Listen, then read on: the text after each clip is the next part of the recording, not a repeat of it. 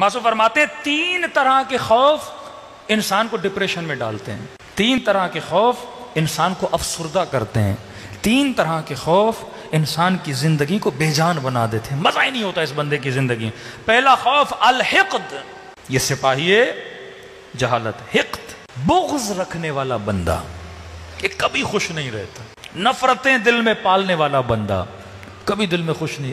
اور ہمارے گھروں میں سب سے بڑا مسئلہ حقد کا ہے، ساس بہو کا مسئلہ حقد، ہاں، نند کا اس کے ساتھ مسئلہ حقد، بھائی کا بھائی حقد، بغض بندہ جو دل میں پالے۔ اب فرماتے ہیں یہ جو 3 بیماریاں ہیں وہ اگلے کو نقصان نہیں دیتی، یہ تجھے دیتی ہیں۔ ایک مرتبہ آپ کسی کی غیبت کرتے ہو، اس کا نقصان کرتے ہو، مثلا اس کی عزت کو آپ معاشرے میں خراب کر رہے ہو، لیکن جب آپ کسی کا بغض رکھتے ہو اس بندے کو تو کچھ بھی نہیں ہو رہا۔ اب بندہ علی کا بغض رکھے، نقصان علی کو ہے یا بندے کو ہے؟ بندے کو نقصان ہے نا۔ کیوں نقصان ہے؟ کیونکہ جتنا بغض ہوگا، جس گلی سے گزرے گا علی کا نام سنے گا اندر سے جلے گا، ہوگا کہ نہیں ہوگا؟ میں مثال دے رہا ہوں، آپ ایک مومن سے بغض رکھ رہے ہو، مثال آپ کا کوئی رشتہ دار ہے، پیسے کھا گیا، بیٹی کے ساتھ زیادتی کی، بیٹے کے ساتھ مثلا ظلم کیا، کوئی نہ کوئی اس نے آپ کا بڑا نقصان کیا، اب آپ نے اس کا کیا رکھا؟ دل میں بغض رکھا۔ بھائی کہیں نہ کہیں تو سامنا ہوگا نا۔